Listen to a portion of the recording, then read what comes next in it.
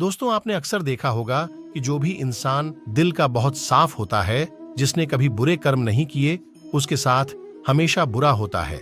मगर ऐसा क्यों होता है? अच्छे इंसान को ही क्यों बुरा वक्त झेलना पड़ सकता है? अधिकतर लोगों को इसके पीछे का रहस्य नहीं पता होगा।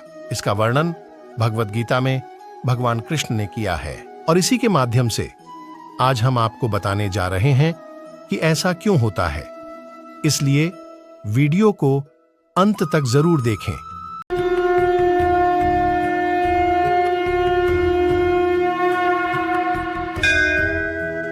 दोस्तों, भगवद गीता एक ऐसा ग्रंथ है कि उसमें इंसान के मन में उठने वाले हर सवाल का जवाब मिल जाता है।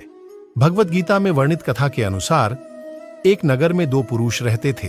पहला व्यापारी, जो बहुत ही अच्छा इंसान था, धर्म और नीति का पालन करता था, भगवान की भक्ति करता था और मंदिर जाता था। वह सभी तरह के गलत कामों से दूर रहता था। वहीं दूसरा व्यक्ति, जो कि दुष्ट प्रवृत्ति का था, वो हमेशा ही अनीति और अधर्म के काम करता था।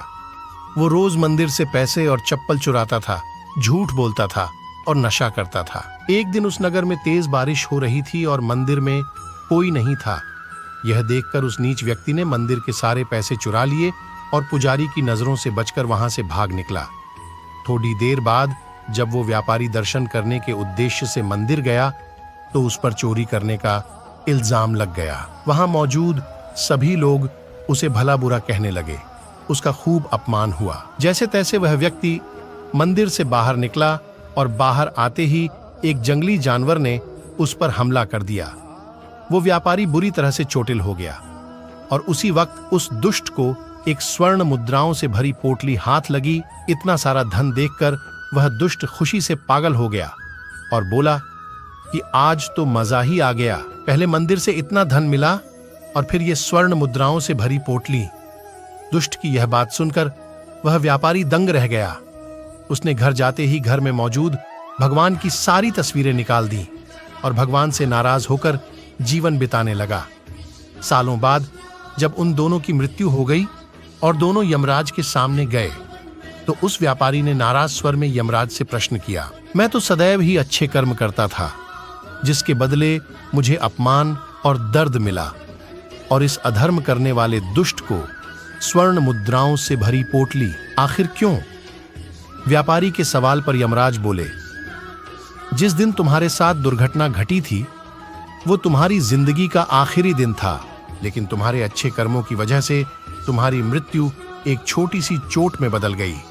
वही इस दुष्ट को जीवन में राजयोग मिलने की संभावनाएं थीं, लेकिन इसके बुरे कर्मों के चलते वो राजयोग एक छोटे से धन की पोटली में बदल गया।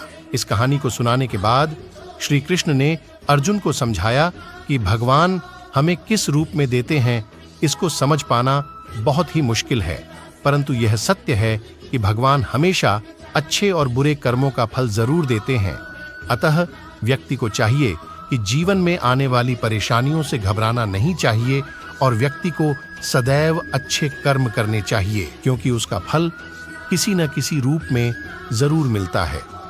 दोस्तों, श्री कृष्ण द्वारा अर्जुन को दी गई ये सीख घोर कलयुग में भी मनुष्य को नहीं भूलनी चाहिए।